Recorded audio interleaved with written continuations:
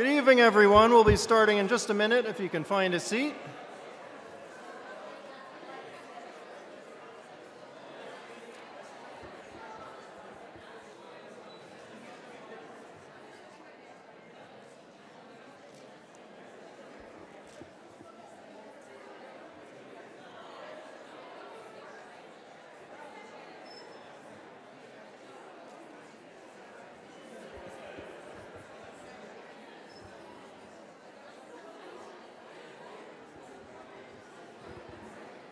Before we begin, public safety asked me to remind everybody in the event of emergency, exits are behind you on both the upper and lower levels. There's an additional exit to my left adjacent to the stage.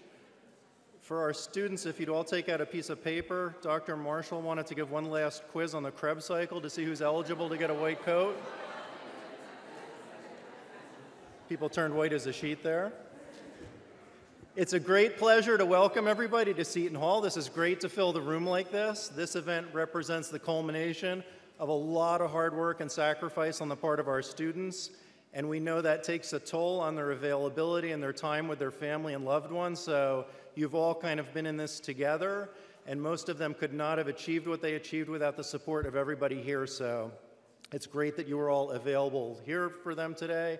Thank you so much for helping them along the journey and all the support that you've been able to give them. U.S. News and World Report, there's about 300 PA programs in New Jersey, a little over 300.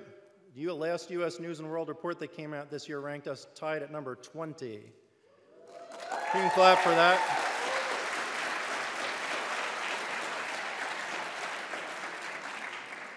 And when I go around at different conferences and talk to PA faculty members and talk to program directors, I'm Chris Hannafin, by the way, I'm the program director. I probably should have introduced myself. I'm going to introduce everybody else, but I missed out on that.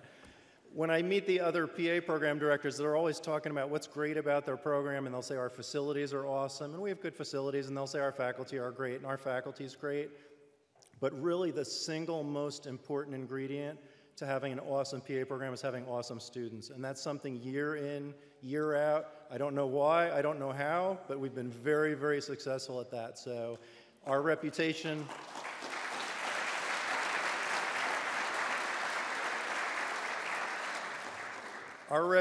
is built 100% on what you folks are going to do in the clinical environment, both as students and as our alumni. And on behalf of everybody on the faculty, I want to tell you that we're very proud of your accomplishments, our students' accomplishments. You've done a fantastic job, and we'll continue. Each year, we like to begin our white coat ceremony by offering thanks to our Creator and asking that our students be endowed with wise minds and compassionate hearts and skilled hands. So to that end, we're fortunate to have Seton Hall's Vice President of Mission and Ministry, also our chaplain on our health science campus, Father Colin Kay, to deliver our invocation. Father.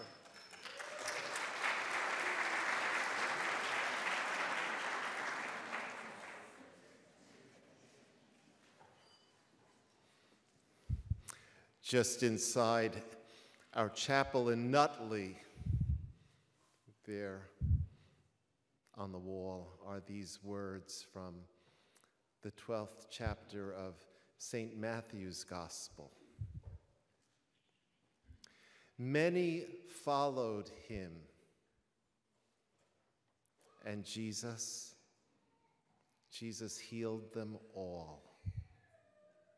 Many followed him, and he healed them all. If I ever get a chance to start my own Catholic university, I'll name it after myself, of course, and right in the middle of my Catholic university, I'll put a chapel, and right beside the chapel, I'd put our School of Health Sciences. Anybody doing anything in the healing arts, I put right there beside the chapel as a sign. You do the Lord's work. You're doing the Lord's work. So join me, please, whatever your faith, whatever your belief or not.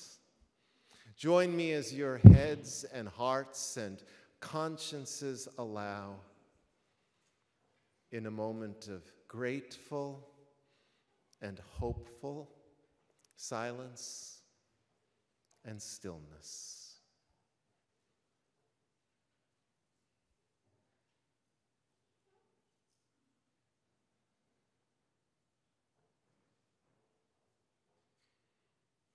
Lord, with hearts at once grateful and hopeful, we turn to you.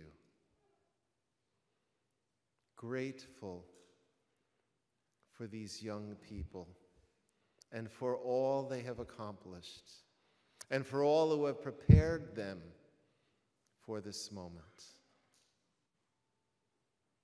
And hopeful for all that yet shall be. Bless them. Open their eyes and their ears, their minds and their hearts to all that is really good, to all that is deeply true, to all that is forever beautiful. Open them to your healing, and may they be instruments of your healing and peace, one patient at a time, one encounter at a time, one grace-filled moment at a time. Bless them and the people they will be called to serve. Keep them from all harm of body, mind, or spirit, and guide them safely along their healing way. In the name of the Father, and of the Son, and of the Holy Spirit. Amen. Congratulations. Have a great night. Peace.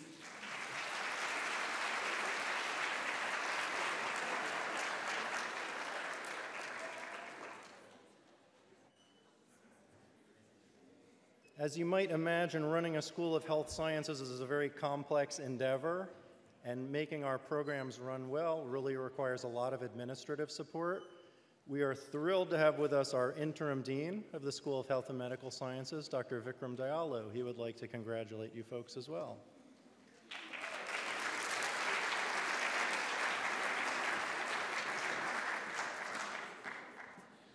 Oh my gosh. So Father K and I were just talking as we were walking in, and I'm like, gosh, I'm like so jealous of you guys. You guys have the white coats and the stat, and both of us need one. Jokes apart, this is such an exciting day. I started as interim dean in July. My days go by trying to manage things 80% of the time. Is stuff that I wish I didn't have to. But the other 20% is what I really look forward to, is events such as this. To be amongst our students who are on for a fantastic journey, it is an absolute privilege, it's an absolute honor for me to play my part, the small part that I can do in terms of facilitating your education, facilitating our faculty to do what they do so well, so that you can go out there and succeed.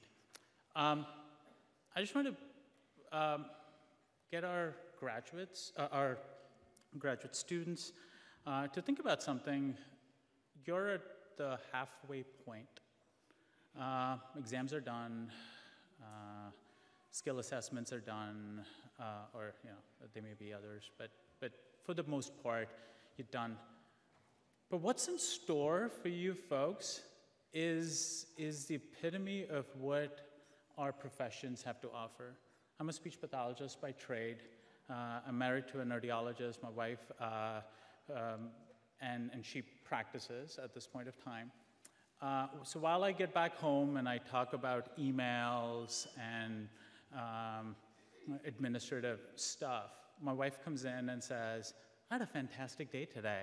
I had the opportunity to help 15 people who would not have been helped if not for my services. I don't think she says it that way, but that's just how. She doesn't. She's tired. She's super tired because it's a long day. But she's excited the next day. So I want to start there and say, there are 60 of us here, yeah? There are 60 students here. So for parents and family here, let's put things in perspective. 60 of you for the next year and a half are going to be at, 10 to 12 clinic rotations. You're going to be working 5, 6, 7-hour, 7-day rotations. It depends in terms of whatever your rotation is. But let's say each of you were to make an impact in the lives of 10 people. All right? Let's do this, people. All right? Let's actually do this really quick. Each student makes an impact on 10 individuals on a daily basis. How many people would you have impacted in a week if you're working 5 days? Simple math, people. Come on, Fifth. Come on, help me out now. Help me out. I know you've just passed your exams and everything else, 50, yeah? Times how many of us here? 60 students? How many? That's lots of great answer. 3,000 people. That's 1 week. That's 1 week of an impact that our students are going to have in the community. All right? You're going to do this for the next year and a half. Think of the number of individuals that you're going to impact. So the days when you're tired, the days when you're upset, the days when it's snowing, I know it doesn't snow in New Jersey, but you never know. It may. When all of that happens, I want you to sort of stop, pause, and think of the impact you are having, you will have, and you will continue to have.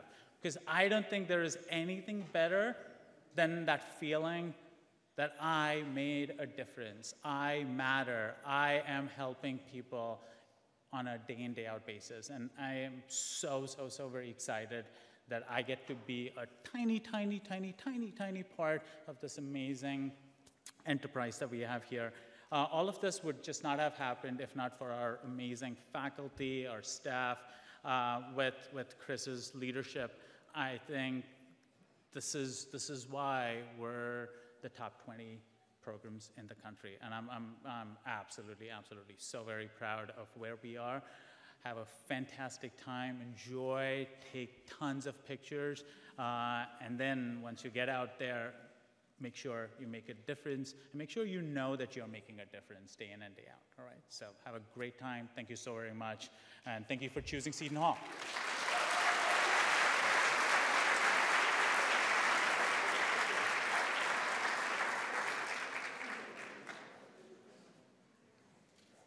Speaking of our awesome faculty, I'd like to recognize our department's team. A lot of work managing you guys. It might not feel like it from your end, but you know, one funny thing, Seton Hall's got that Teams system that you guys all see and runs, and you can see the bubbles when people are online. There has never been a time that I've been online, 1 in the morning, 11 o'clock at night, 6 in the morning, weekends, that some or all of these people have not been logged in doing stuff. They might be playing Candy Crush or something, but at least they're online, so some proportion of them are working. First and foremost, the longest serving member of our department, our real program director, is Joanne Codella.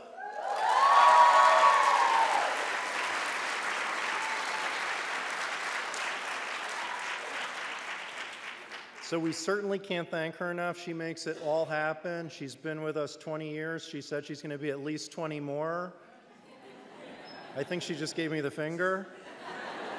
But she's the first point of contact most people, most of you folks, if you were from outside institutions, had with our program, so we really appreciate everything she's done for us through the years.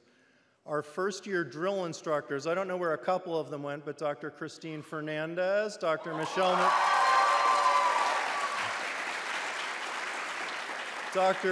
McWeeny, and Dr. Abby Saunders.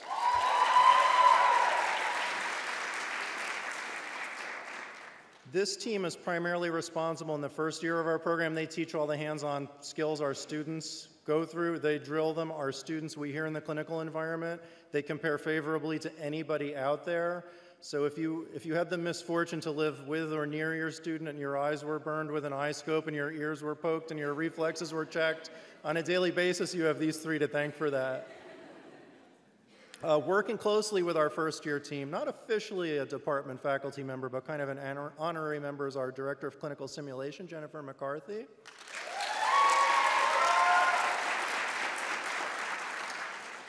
So Jen coordinates a very complex program of living people, of mannequins, of tech, of all kinds of, you name it, anything we need to try and do with our students. She's able to make that happen. And you'll hear it said in healthcare a lot, nobody really cares what you know until you know that they care. That's something she really tries to get across to our students with great success. Ruining our students' social lives for this past semester have been Dr. Jurga Marshall and Professor Tiffany Fiore.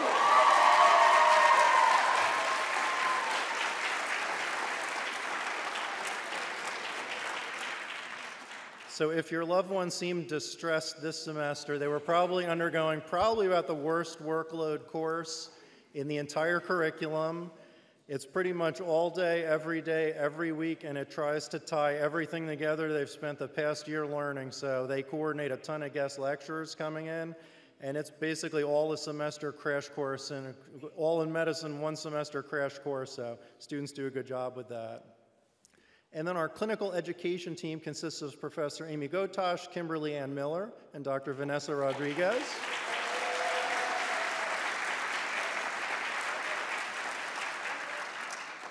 They'll be responsible for ruining our students' social lives for about the next year and a half. They oversee all our clinical rotation scheduling. If you find yourself rotating someplace cold and dark, you probably angered one of them. Always looking for new connections, so if anybody knows a clinic, has a clinic, they'd love to hear from you. If there's a place that might be willing to take students, we're always looking for new connections.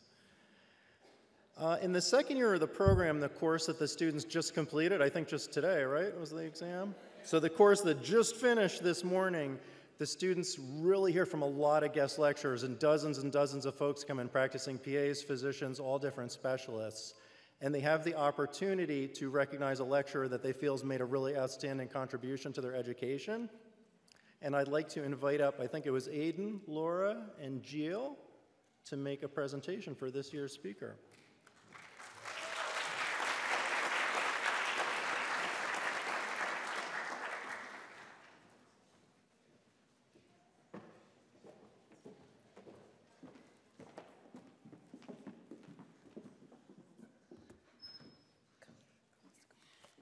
The class of 2025 would like to present the Best Lecture Award to someone who gave us our very first lecture last year in PA school.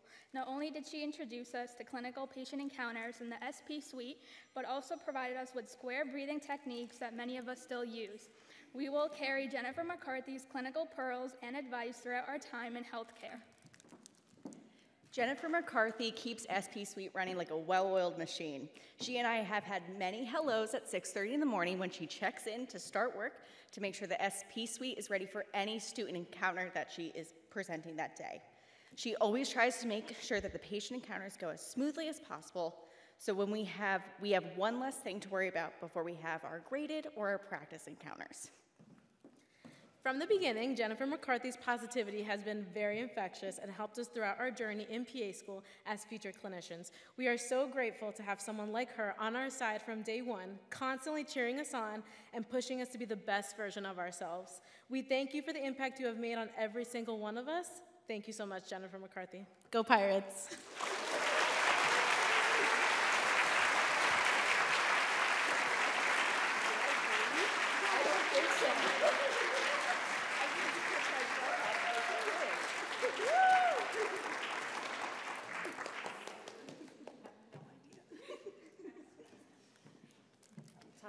touched my heart. But you knew you would. Thank you. Thank you so much. Thank you.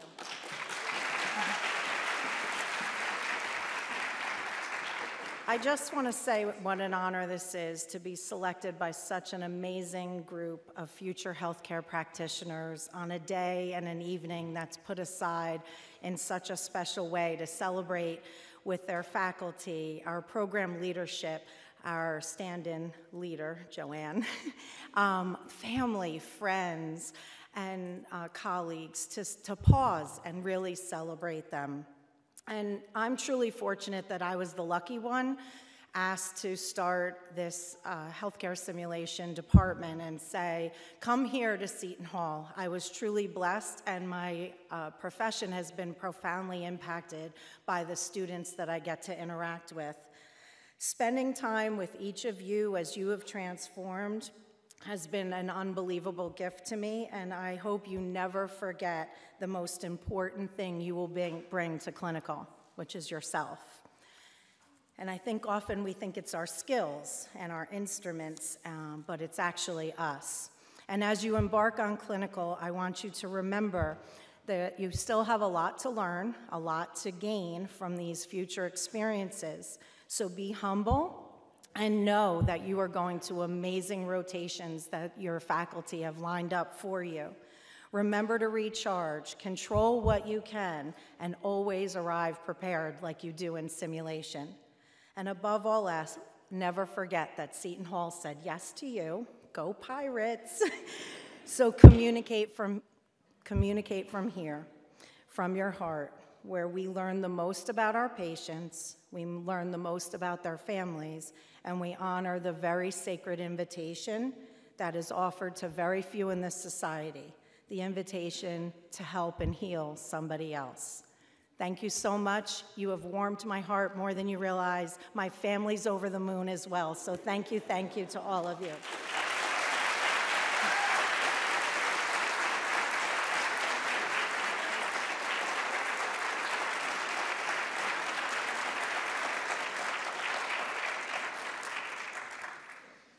I would now like to invite up our superstar medical director, emergency physician, Dr. Christine Fernandez.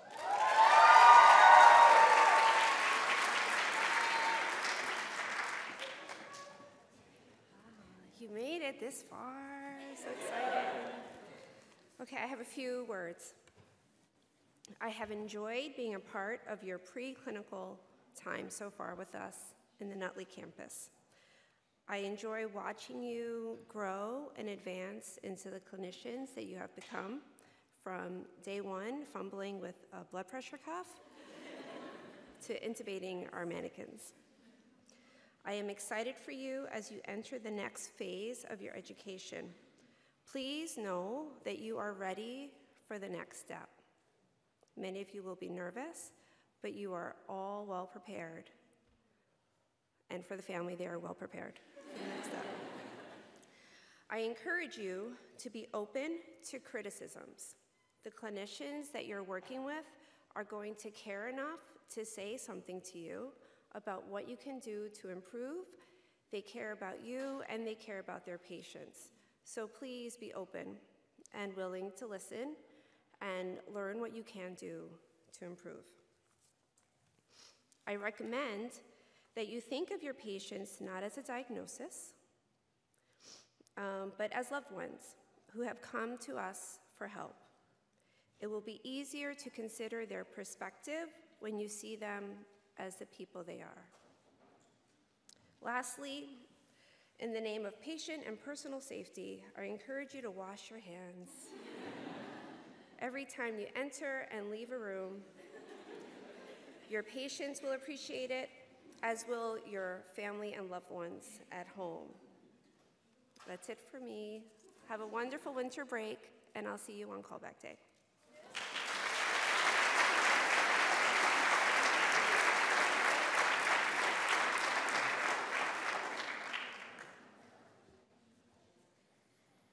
I've been doing white coat ceremonies for a long time, and this has never happened before, but Dr. Marshall would like to say a few words.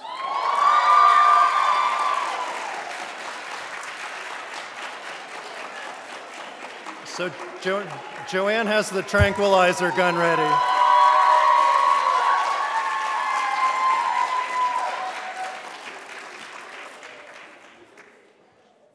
Good evening, everybody. Didn't expect that introduction. But first of all, you guys look gorgeous today. Beautiful and handsome. You know, it's not how I'm used to seeing you for the most part. I just wanted to say a couple of words because you remember the very first physiology lecture a year and a half ago, I said, "What have you heard about me?" And there were some replies, you know, and I said, so disregard that and, you know, form your own opinions and outlooks.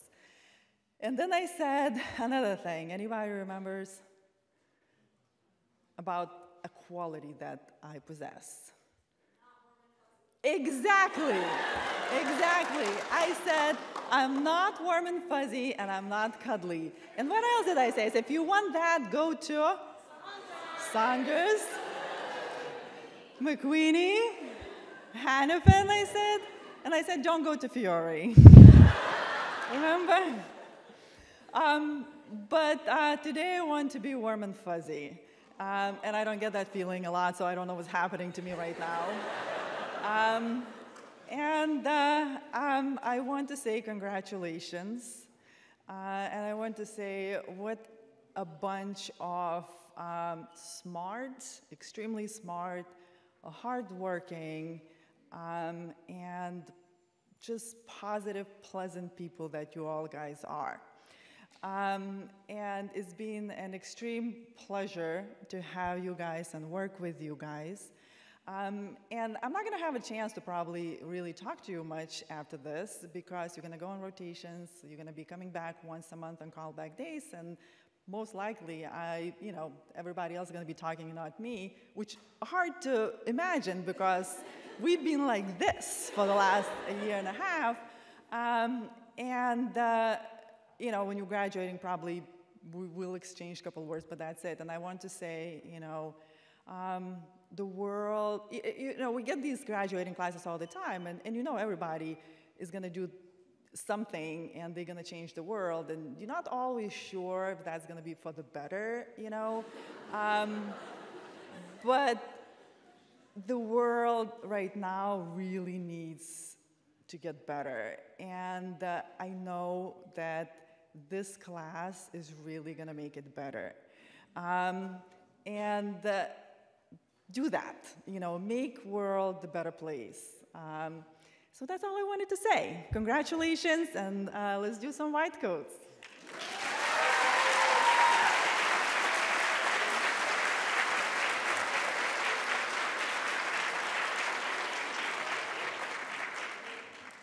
Joanne, you can put the tranquilizer gun away. So now I'm probably supposed to say something smart, and there's no risk of that. So I thought I'd just take a couple of minutes and just think about what's with the white coats, why do we wear them, where did they come from, what do they mean, why do we have a white coat ceremony, like what does any of this have to do with anything? How long have clinicians been wearing white coats? I have my envelope here with all your pictures in it from EKG class. Should I start pulling names out? Not long, like after the Civil War, 170-ish years. How long have there been white coat ceremonies? All different numbers, 1990-ish. So someone made a conscious decision we should put these things on, and then someone made a conscious decision we needed a ceremony about it. So it's probably worth considering that for just a couple of minutes. So, unlike nursing and medicine, your profession has a birthday. This profession was born October 6, 1967. We're 56. You're on the ground floor of something that is very young. You're the, third or fourth generation of PAs? There's a lot of work to do to shape this profession going forward. To me, that's something that's really cool. In the grand scheme of medicine, that's nothing, though. The first hospitals and the first nurses were probably monks and nuns taking care of lepers and plague victims and people that nobody else wanted to take care of. That was probably going on for 1,000 years. If you want to go back to who gets top billing for father of medicine, Hippocrates, is a few thousand years back further than that. One of his best-known quotes about the art of medicine goes, "The art is long, life is short, opportunity is fleeting, judgment is difficult, experience is deceitful." Try and be a little more cheerful than Hippocrates. He was kind of a surly fellow. But if you think about it, if you think about what medicine looked like in his time and for a substantial time after that, it looked like this. This is actually still the procedure you have to undergo to become a PA program director. And if they go a little too deep, you can really ascend to high levels of administration and maybe become like a senator or a congressman. But really, for the vast majority of history, for 95% of the history of medicine, it was pretty rough. There wasn't much people could do for folks. There were medicines around. We could make you go to the bathroom profusely. We could make you throw up. We could put stuff on your skin that would give you blisters. We could get you addicted to opium or cocaine. And all these things they would do just to say, well, we're having some alteration on physiology. We don't know if it's good or it's bad, but we're giving this person stuff and it's doing things. And if that's all medicine had to offer people, if that's all we could do for people, what were we really doing, and why was anybody coming to see folks like that under those circumstances? And I think it has to do a little bit with what Jennifer was trying to get across. Really, the only thing they could do was serve as a sign of hope and comfort for people. They had very serious limitations in the knowledge that they possessed, so their most important role in a lot of situations was just to be somebody that would be there along for the journey. And that's kind of the art of medicine. Art has to do with feelings. Art changes your feelings. If you look at a phenomenal painting, if you hear a piece of music, something that really moves you, that's an art. That's why medicine gets to be an art. The patients that you're going to start seeing next month, the thing to ask yourself, as other people have already said this evening, is one important thing to consider is how are you making them feel, not just physically, but mentally and emotionally. Now, while that was going on, there was some scientific stuff very slowly advancing in the background. Eventually, people began to be able to diagnose things, very, very slowly. One big thing that came along was, there's a condition called diabetes, and they began to be able to distinguish between diabetes mellitus and diabetes insipidus. What's mellitus mean? Sweet. What's sweet? Urine. So I guarantee you 100% a PA student job a couple hundred years ago would have been urine taster. So be very happy that there are urine test strips today. But even under those circumstances, they could diagnose stuff, and they would say, you have diabetes 150 years ago. We knew you were going to waste away and die in X number of years. And then the science continued to progress. And around the world wars, surgical techniques, we had antibiotics all of a sudden, insulin was discovered. Science really got to be important in medicine. Well, who was wearing white coats back then? It was the lab people, it was the science people. So we first put these things on to say, we're not Hippocrates anymore. We actually have science, we have some scientific credibility to back up the things that we're doing. So that was why white coats kind of came into medicine. It was to mark, we can do lab stuff, we're researchy people, we have science backing the interventions we take. And things really started to move from there. This is a painting from 1876 from Jefferson Medical College. This is one of the first surgeries when anesthesia was new. This is a patient who had a bone infection in their leg. Prior to this, they would have just had to amputate the leg. Now that they could knock a person out with anesthesia, they were able to go in and just kind of clean out the incision. A painting by the same painter 15 years later, things are much brighter and lighter now. You can diagnose things, you can cure things. There's all kinds of cool things you can do, and you can see now the lab coats are sneaking in. Lab coats, the symbol of the scientist, is getting into the clinical environment. That's your newfound scientific credibility, and that's still where we are today. Many decades later, we're still proudly wearing our coats. So what's changed in the background? Science has taken us well beyond anything anybody could have imagined, even from when I was in PA school. The pace of progress now is getting to be really crazy, and we've identified molecules and proteins and building blocks of life, the Human Genome Project, probably even gotten ahead of our ability to intelligently use a lot of the information we're dealing with today. And you, our students, what we're recognizing tonight really is you've gained the science. You spent the last year and a half piling knowledge on top of knowledge on top of knowledge. So it's a good night. It's a fitting night for you to put on your white coat. You know, you're a pretty smart person is basically what we're getting at where you've got tonight. The thing I would ask you is, so what of it? There's lots of smart people out there. There's lots of smart people that are not willing to undertake this crushing responsibility of taking another person's well-being into their care. So that's what separates us. Being smart's clearly not enough. To be a healer, you really have to be something more on top of that. And there's only so much time in the day. You know, what do you lose if you're packing everything with science and you don't have time to consider other things? If we go back to this painting, I worked in surgery, so I'm really caught up in what's happening in the foreground and what kind of instruments are those and what kind of procedure is it and what's the incision look like and how are they going to close it. But in the background, there's someone's mom or sister or daughter, somebody sitting there inconsolable. All our science has become great. This is the concern that we have to have in medicine now. There has to be a balance between the art and science of medicine. And the quality of our lives have really improved through a lot of this science, but there's been a lot of concern about medicine's ability to kind of remain a human endeavor. So, you know, there's computer printouts and scanners and lab tests and electrodes. It's very important that you make sure those don't interfere with your relationship with the folks you're working with. So, you know, wherever we've been able to teach it, you've learned kind of the causes of diseases. And we're really sending you out to meet the folks who are going to be your most important teachers in the clinical environments, your patients. And they're going to teach you stuff that might be a little bit unanticipated. You know, your textbooks taught you to take care of things like gallbladder disease.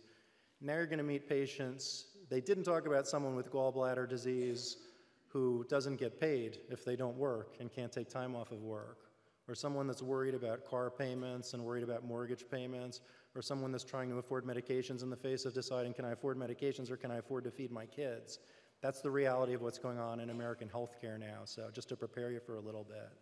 You're going to have the opportunity to learn from people you might not even really like very much. You will have some days like this. I can promise you you'll have tough days on your rotation. A lot of people are very disillusioned with this national health care crisis we have. Somewhere on your rotations you're going to be exposed to bad stuff. You'll see the consequences of violence, drugs, alcohol. You'll see unpredictable illness and death, and you'll see bad things happen to really good people. And, you know, there's days that you'll want to be disillusioned and you'll want to be cynical. The one thing that I can promise you, though, is if you can really hang on to what drew you to go through this, it takes a lot to go through PA school. It takes a lot of guts. It takes a lot of drive. If you can hang on to that and think about the things that really made you want to get involved in this career, that's the stuff that will get you through and help you succeed in the face of all this. So when you're having kind of bad days, the thing I would say is just remember why you chose to pursue this vocation. Our country's really facing critical challenges in healthcare. Working in medicine, it's hard. Seton Hall's motto is hazards at forward. Keep moving no matter what the obstacles are, no matter what you face, what you need to get through, keep moving ahead. And as clinicians now, you really just have to recognize the easy path. You've recognized this for a year and a half. The easy path is not the path you have forward.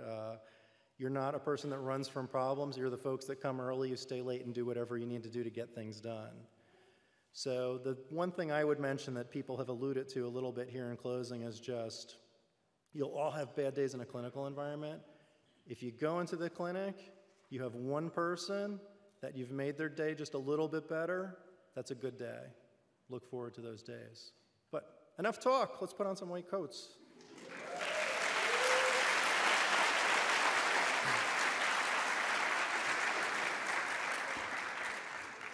So families, this is your day to celebrate. We used to have a program director, we had an assistant dean used to talk about, there's kind of different flavors of PA programs. There's some that are very solemn and have a lot of gravitas. Ours generally is more like a rock concert. So feel free to hoot, holler, scream, that's my baby, stamp your feet. We are not in a hurry. If you want to approach the stage to take pictures, please feel free to do so. I'll take as many pictures as I can, but my camera battery only cycles so fast, so. We're going to be calling students up by advisor group, alphabetical by the advisor's last name.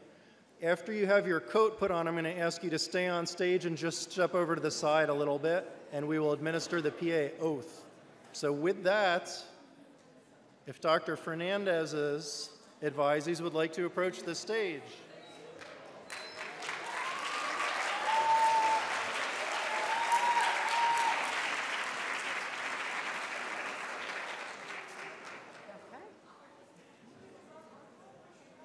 they in order yet? Where's Zainab? Zainab? Here she comes. Okay. Oh. There we go. Okay. Zainab Ali.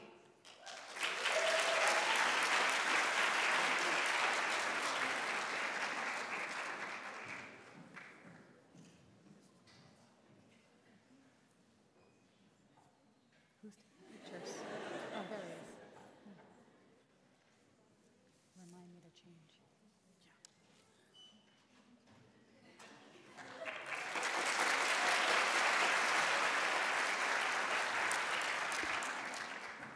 Tyler Berzenkalski.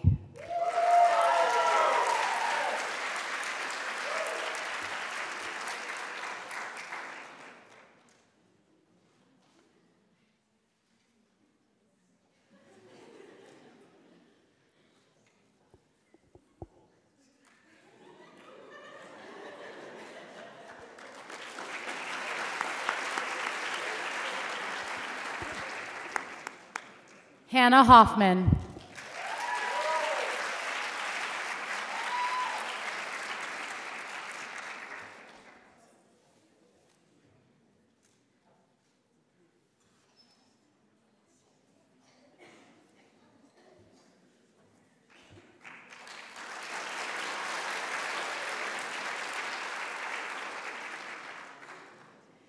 Jennifer Inman.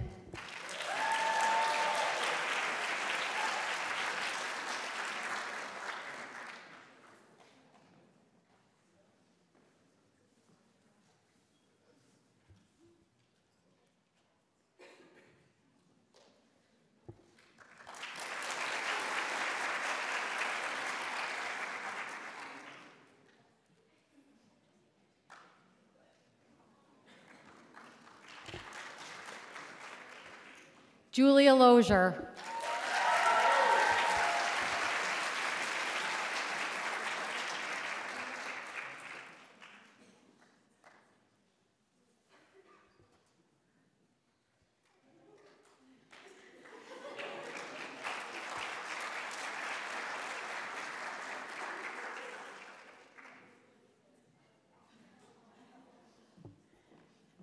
And Jill Patel.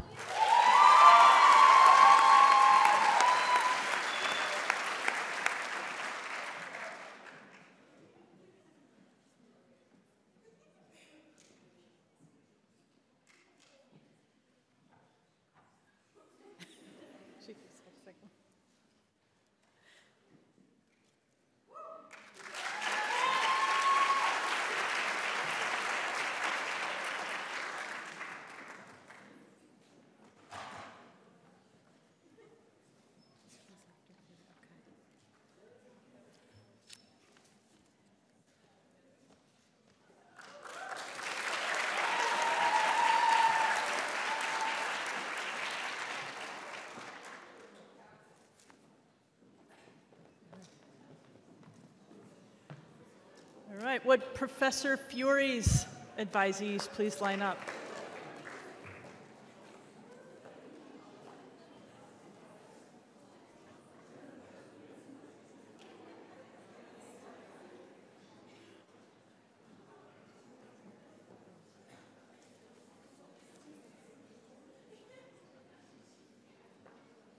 All right, Heather Conover.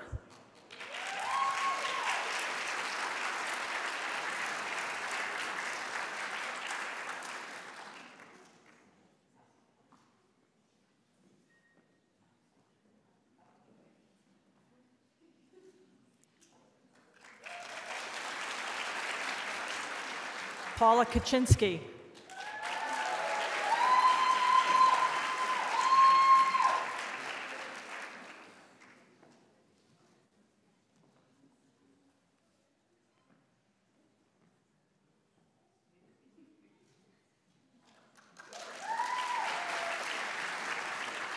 Amelia Lanahan.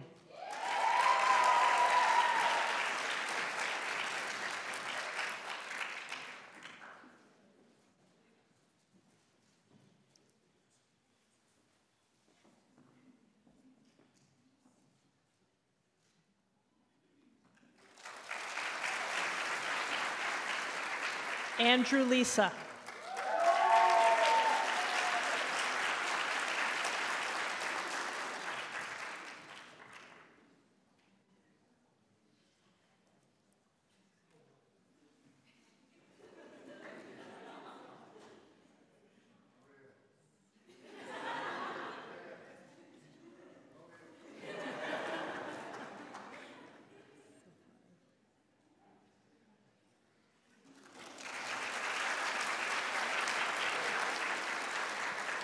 Matthew Payne.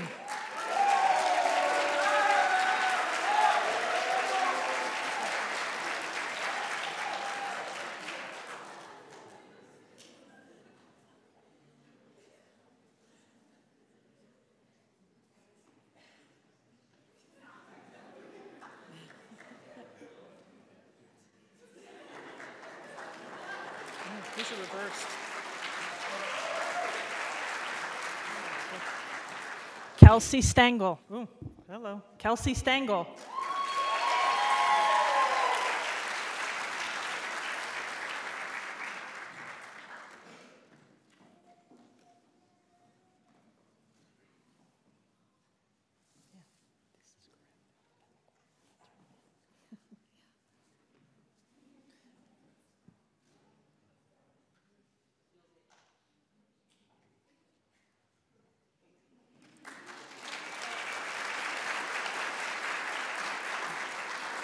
Laura Sands.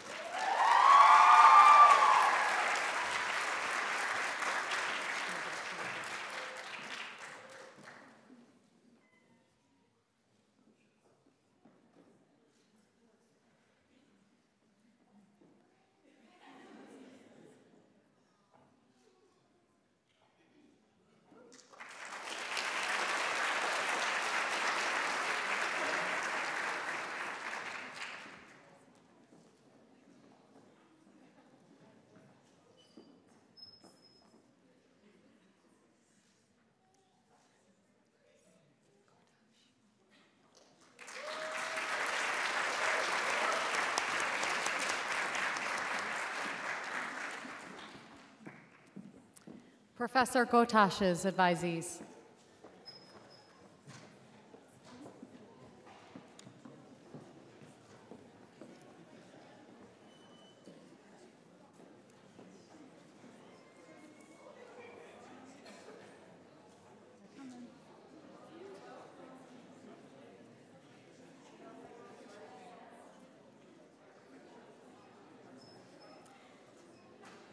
Jamie Chebusky.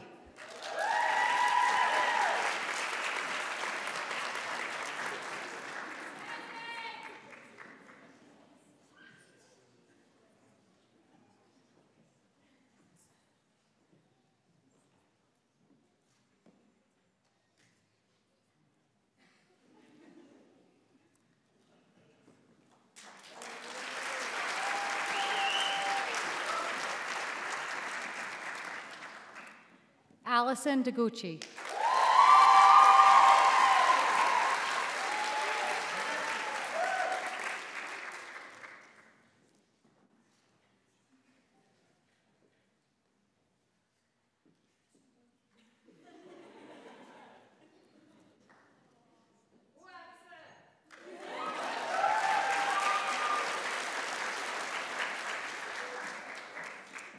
Julie Carabinas.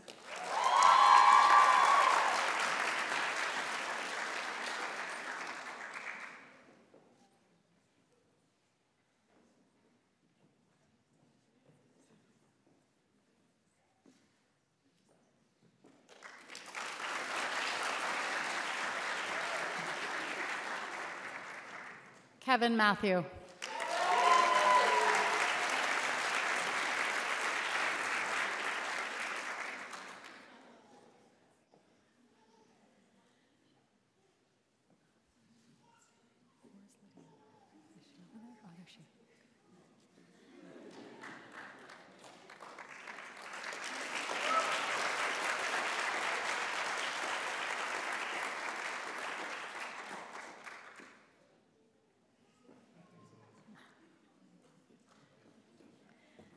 Lydia Prusak.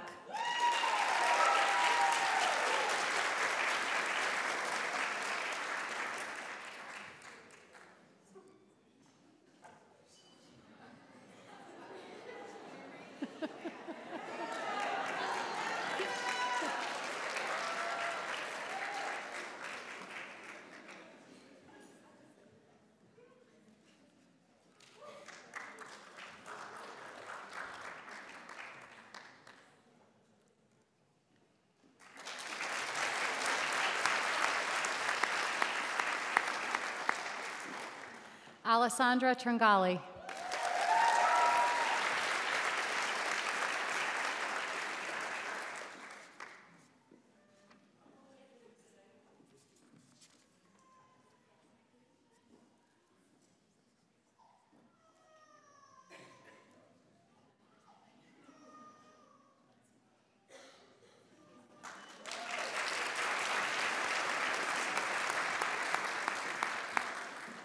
And Royce Yimbo.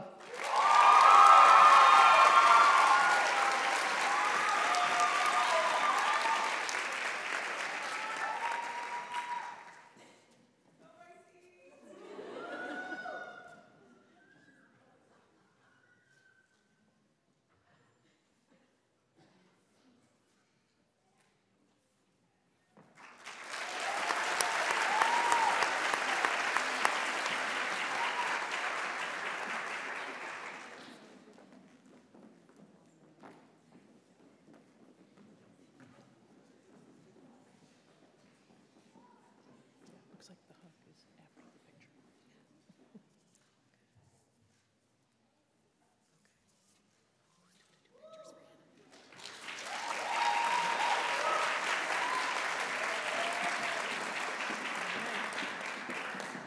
Would Dr. Hannafin's advisees please come up?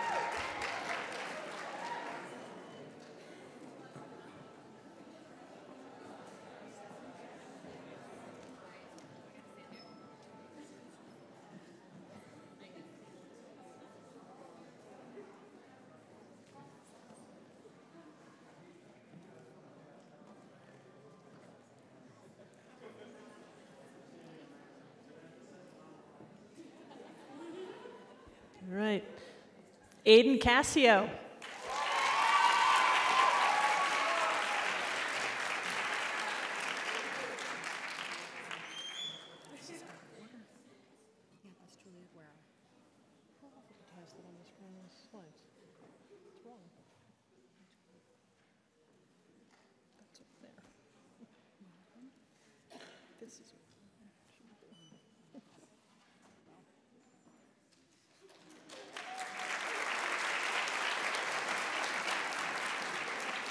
Julia Guerra.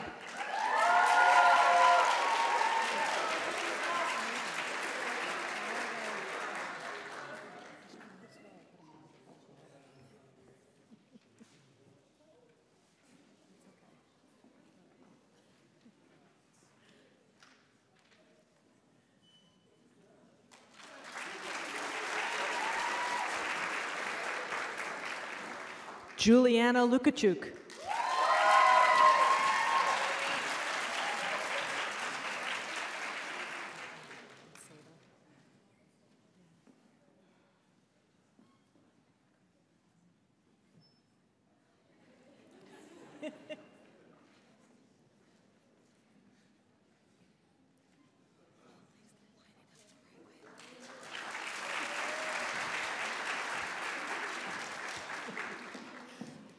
Angelia Seda.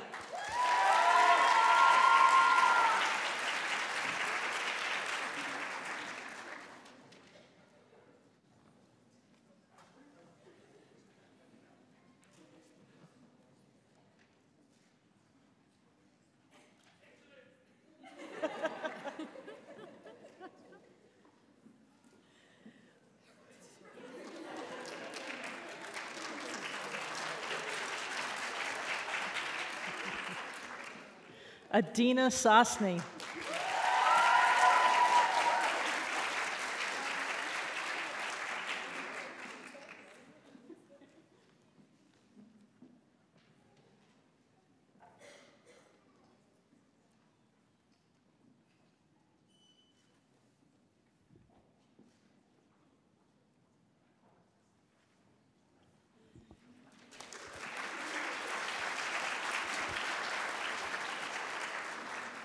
Maria Suleimani. Maria Suleimani.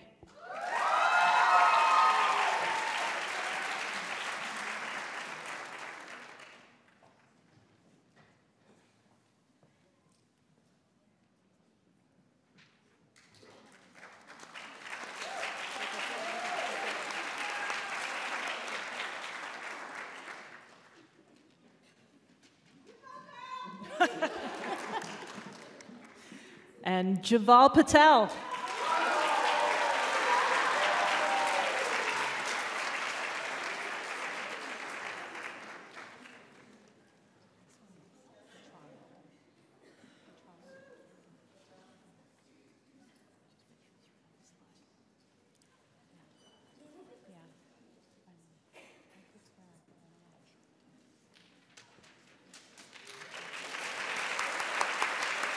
A picture of all of you.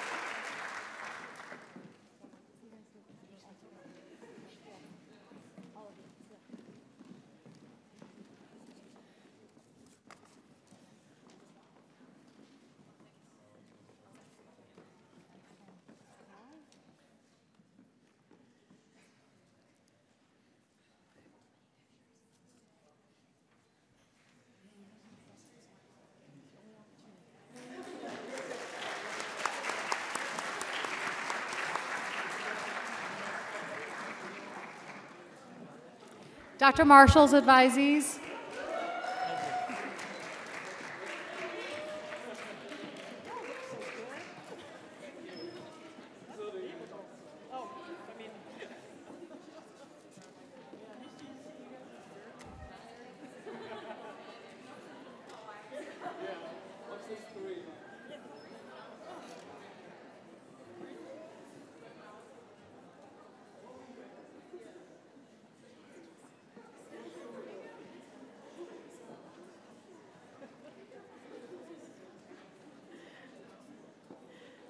Natalia Aliota.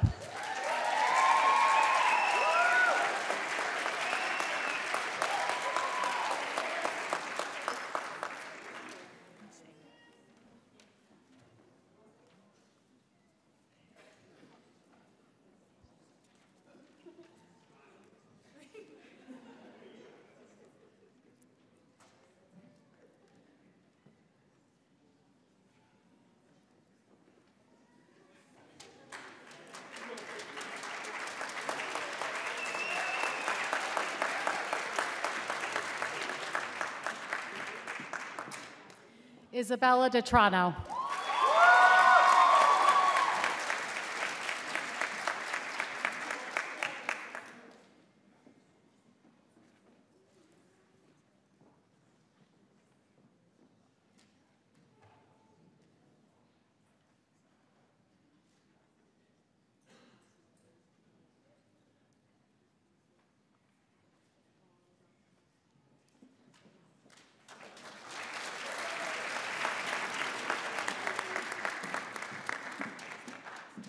Shelby Ebikazen.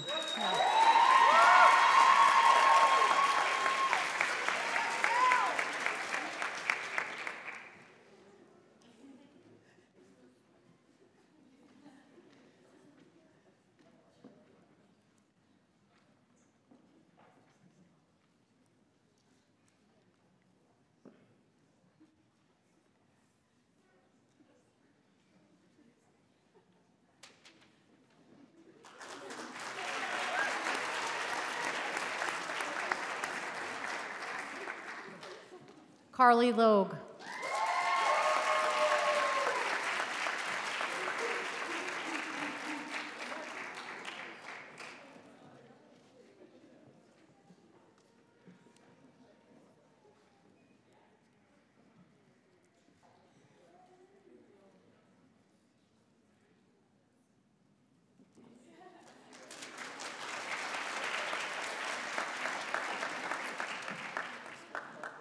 Megan McDowell.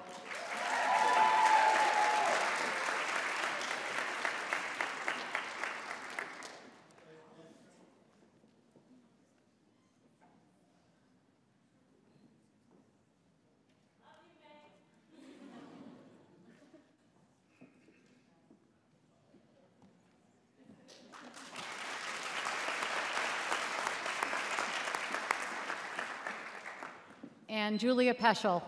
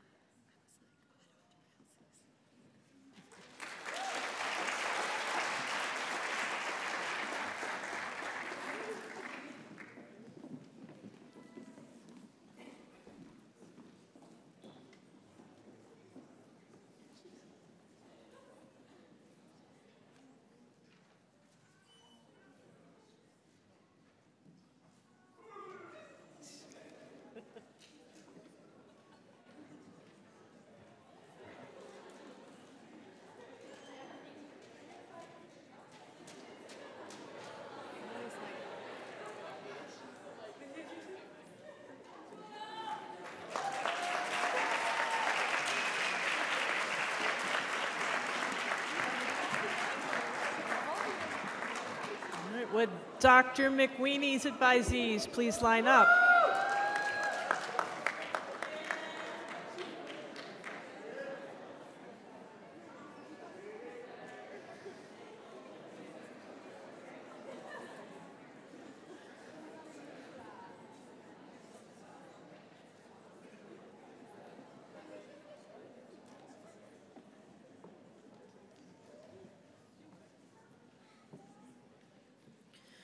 Martina Binomonjan.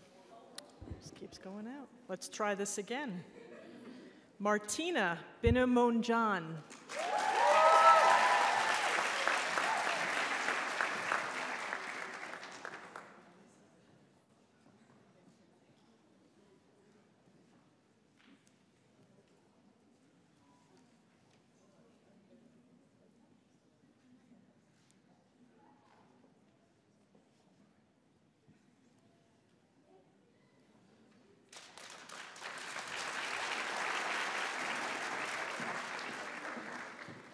Bridget Doherty.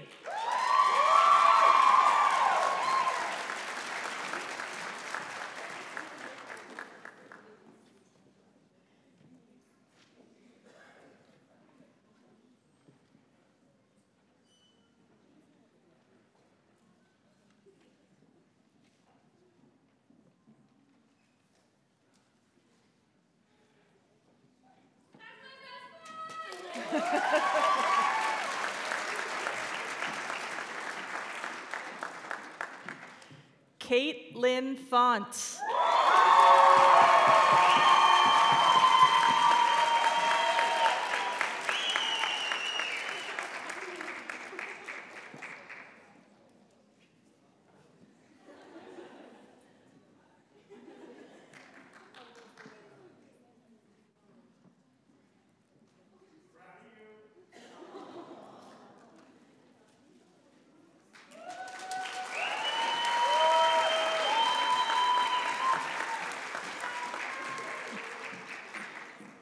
Shannon Morrill.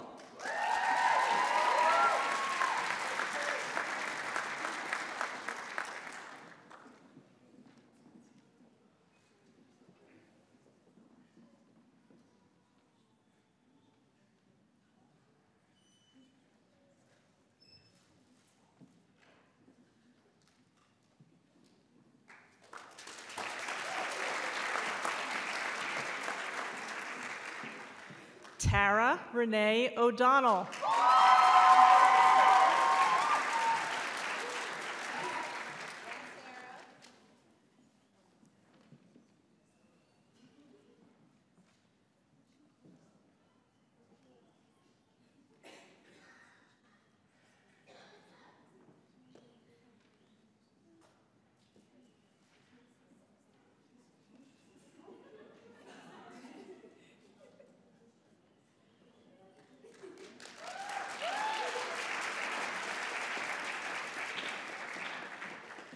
Cheryl Oriana.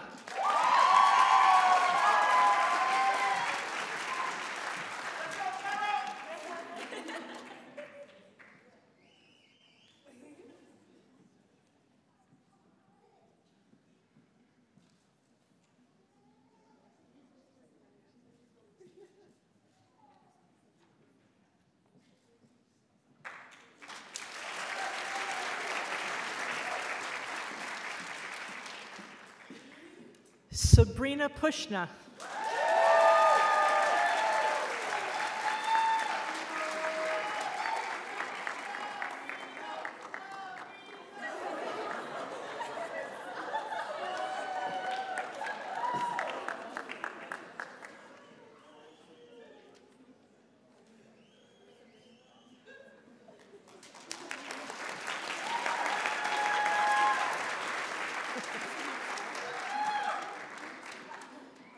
Julia Teresa Schmidt.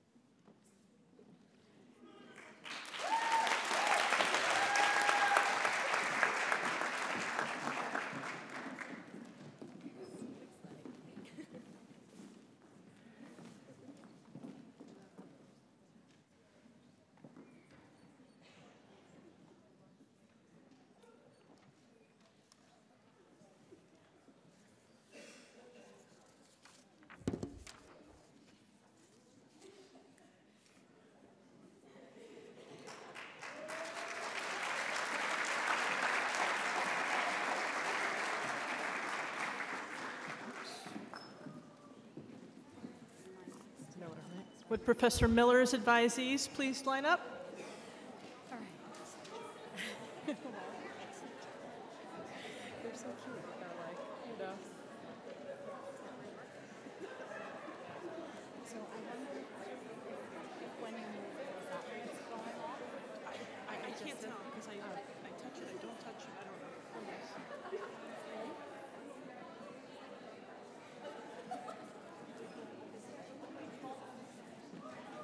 Yeah.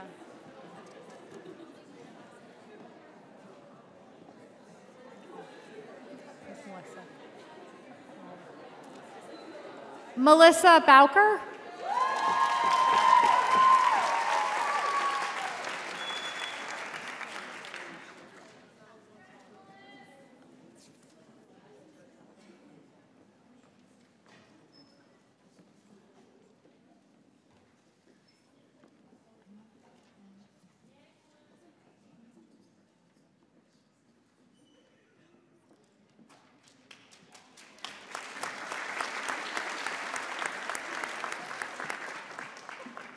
Gianna Gencarelli.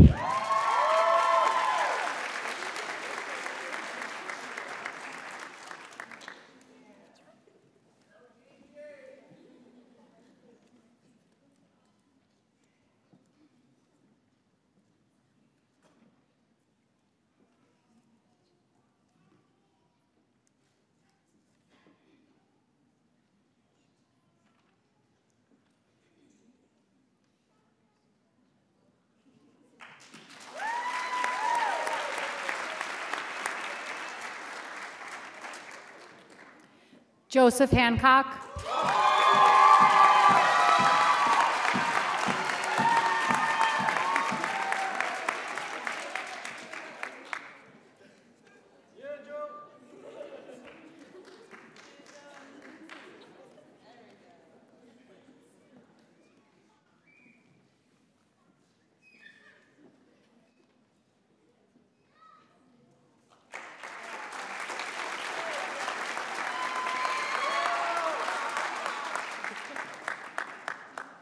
Emma Murkovich.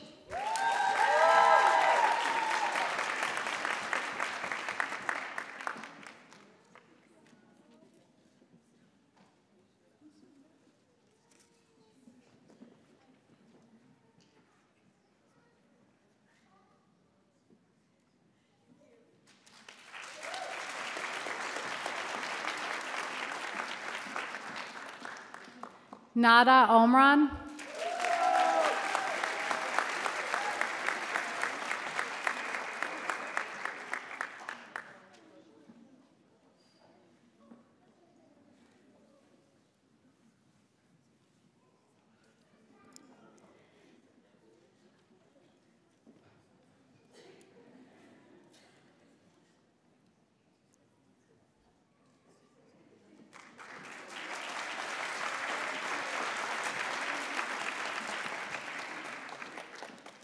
Samuel Schneider.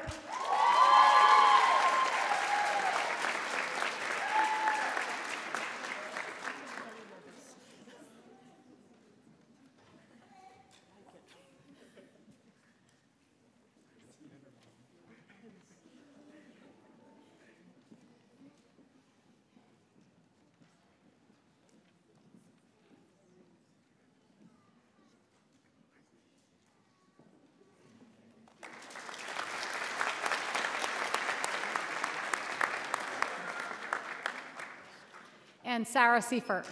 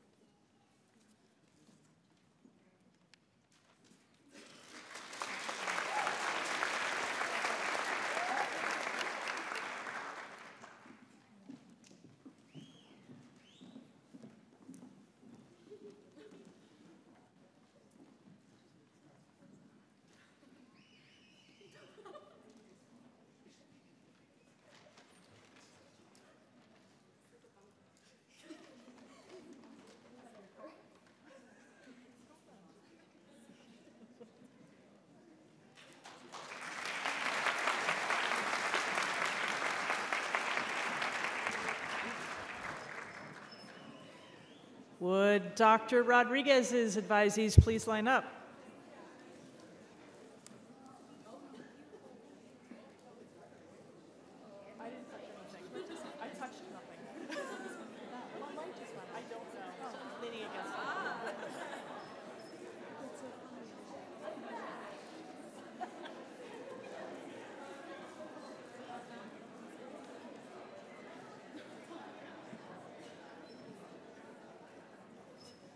All right.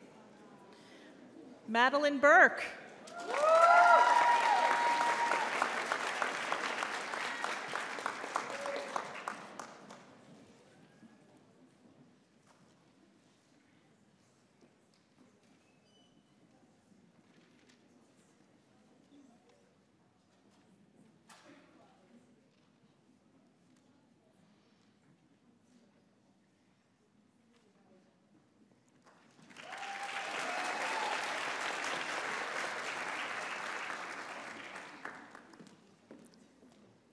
Skylar George.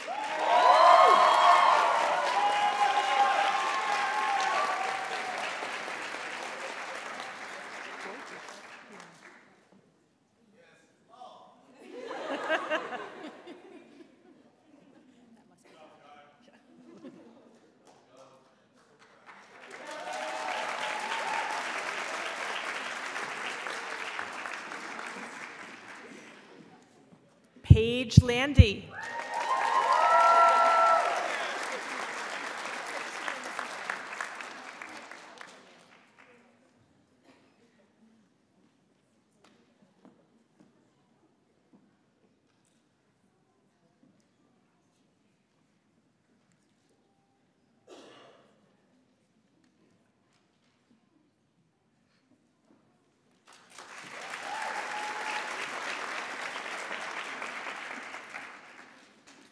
Camila Lopez Trujillo. Let's try again. Camila Lopez Trujillo.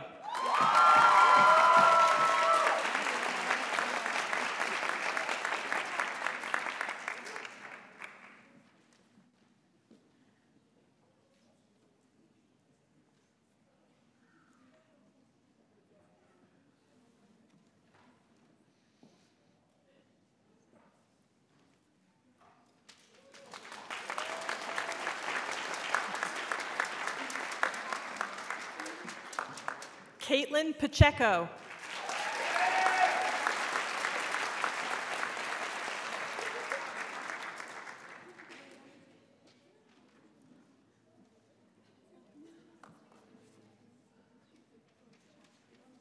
Great job, Katie. We love you.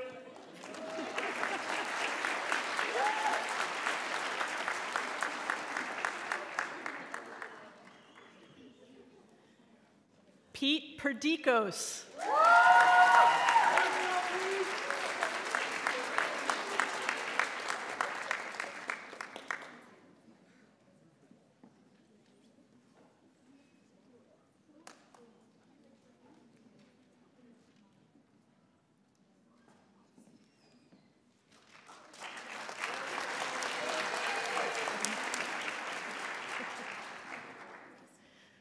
Not yet.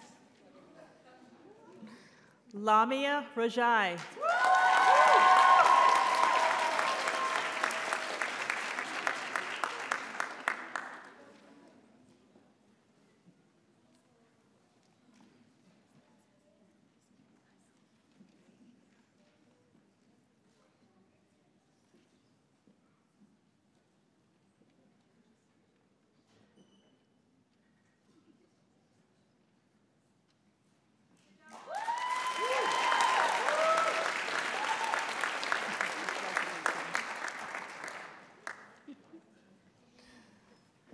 Natalie Stefanelli.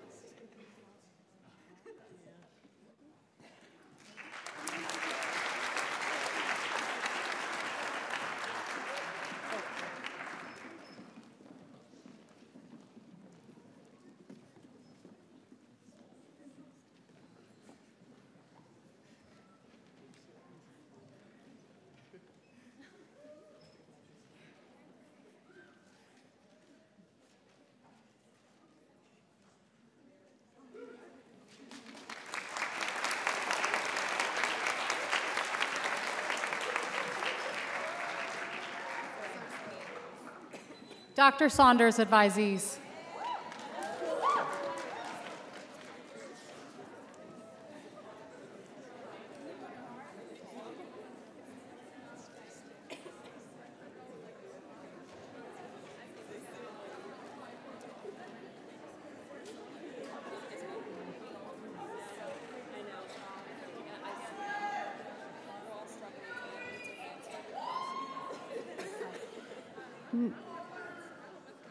Natalie Grazio.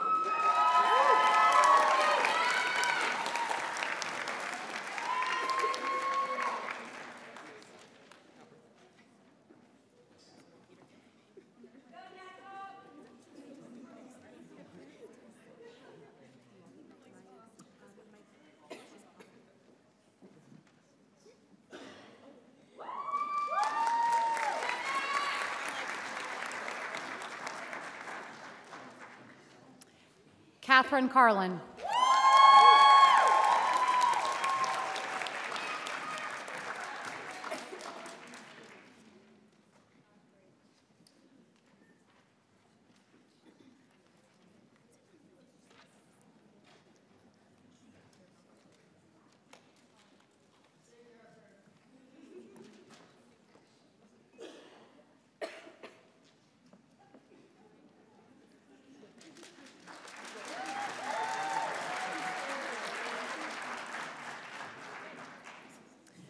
Zoe Lee.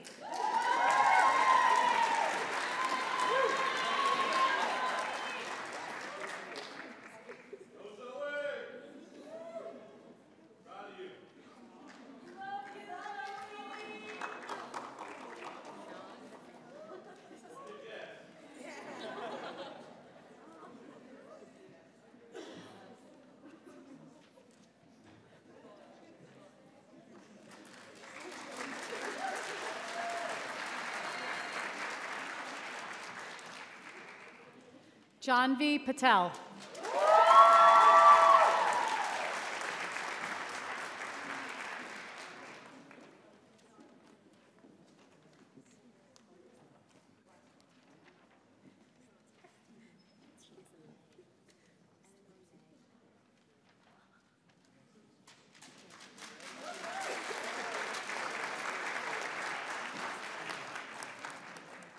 Yuvraj Raja.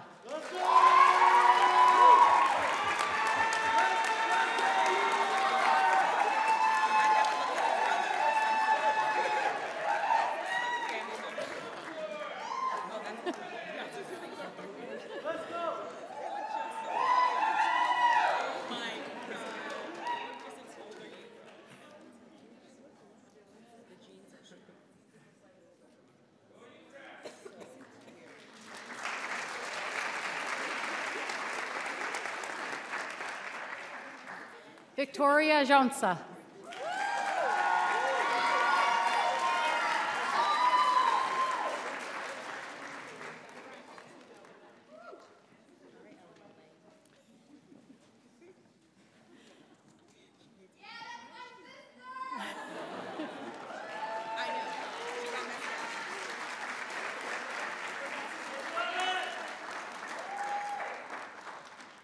And lastly, Eleanor Lang.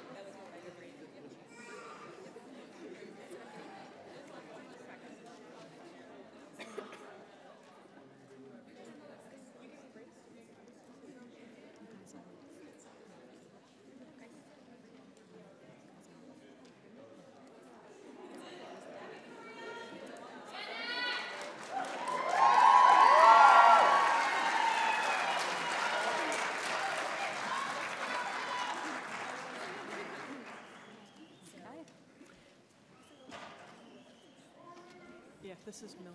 Yeah. And now we'll call up our directors of clinical education to do the PA oath.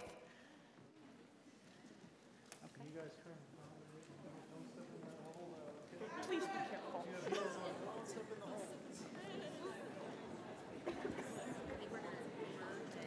Yep, just kidding. Just watch, there's a big hole in the middle of the stage.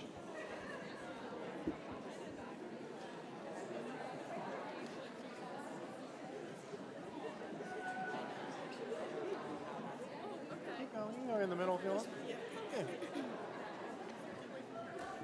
So our last official order of business for the evening is actually this PA oath. After this, students can remain for photos as they wish.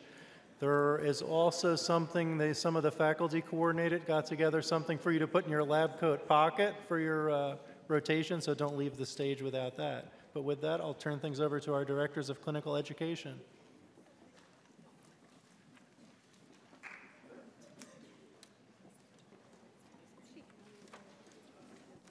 Okay, so we're going to say the first line, and you guys keep going. All right? I pledge to perform the following duties with honesty and dedication. I will hold as my primary responsibility the health, safety, welfare, and dignity of all human beings. I will uphold the tenets of patient autonomy, beneficence, non-maleficence, and justice. I will recognize and promote the value of diversity. I will treat equally all persons who seek my care.